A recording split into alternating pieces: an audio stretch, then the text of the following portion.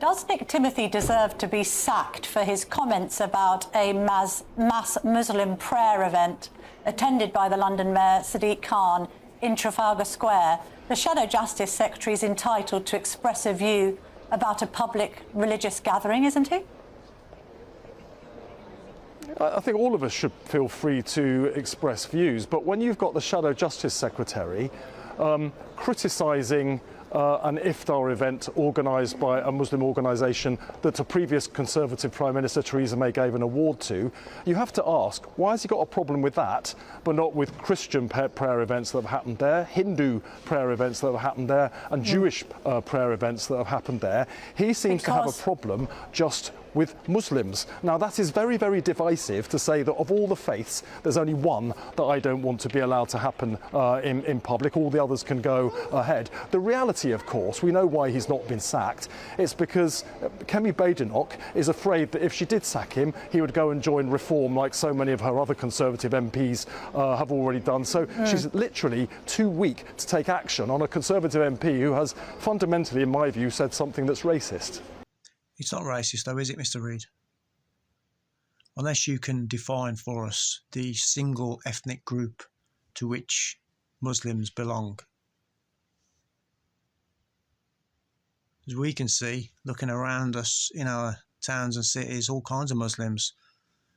If we look around the world, you know, there are African Muslims, there are Arab Muslims, there are South Asian Muslims, you know, Bangladeshis, Pakistanis, Oriental Muslims, Uyghurs, Malaysians, Russians, Chechens, Turks, Albanians, Bosniaks, indigenous European Muslims. So you cannot be racist towards an ideology that is not specified by a single ethnic group. And that is exactly the reason why your government is trying to implement a law to outlaw criticism of Islam, the ideology. So that in future, when our children are gang raped and our people are butchered in the streets, we can't criticise it. We can't speak out against it, lest we be the ones that are locked up. On a Conservative MP who has fundamentally, in my view, said something that's racist. He hasn't said it about other prayer events involving other religions because they don't segregate women, and it's 2026. Well, some and do. This was in Trafalgar Square. Some do. None in Trafalgar Square, Mr. Reid, as far as I'm aware. What events do you know that have taken place in Trafalgar Square that have segregated women?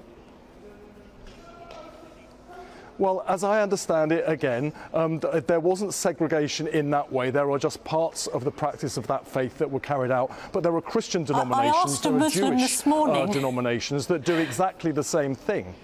Who are these Christian groups segregating men and women, Mr. Reid? Can you name them?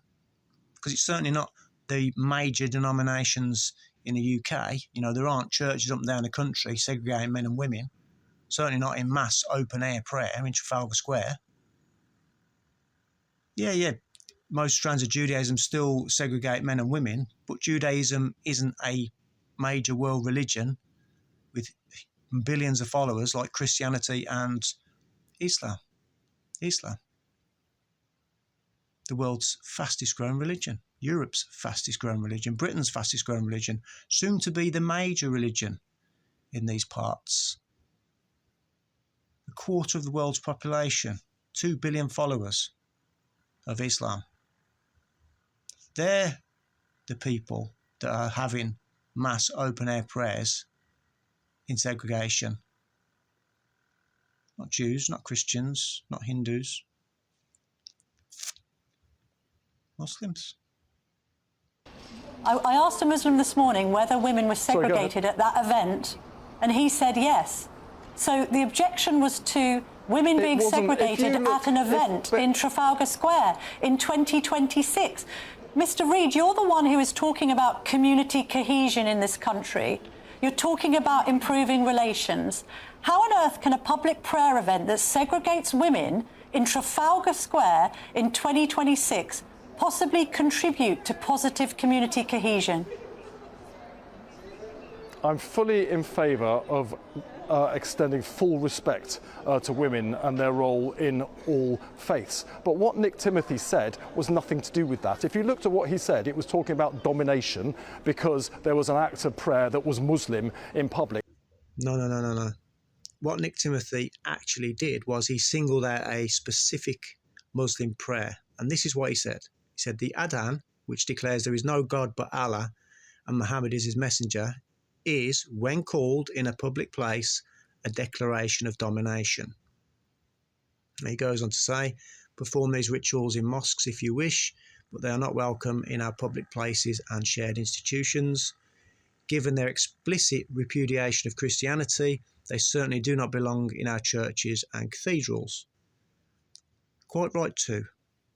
He said nothing about women at that point, and he singled out Muslims in a way that he has not singled out Hindus, Jews or Christians for doing the same thing. Did he think it was an act of domination when the former Conservative Prime Minister Rishi Sunak held Hindu religious ceremonies outside number 10 Downing Street? Because he didn't say that then, did he? He's just come out and said it now. I'll just stop you there, Mr. Reid. Rishi Sunak, who's a Hindu himself, lit some candles outside Downing Street. Some candles. He didn't invite thousands of Hindus to come and kneel and pray outside Downing Street. He lit some candles, mate. Get some perspective, will ya? But Kemi Badenoch is too weak to point out to him that racism will not be tolerated on the Conservative front bench because she's terrified of Nigel Farage. And that's the truth of it. He's running the Tory front bench now, not Kemi Badenoch. I mean, some might argue that Zach Polanski is running the Labour front bench, Steve Reid. Well, I don't really see how Zach Polanski wants to quit NATO, and the UK is a strong advocate with this Labour government of NATO, so not true at all, no.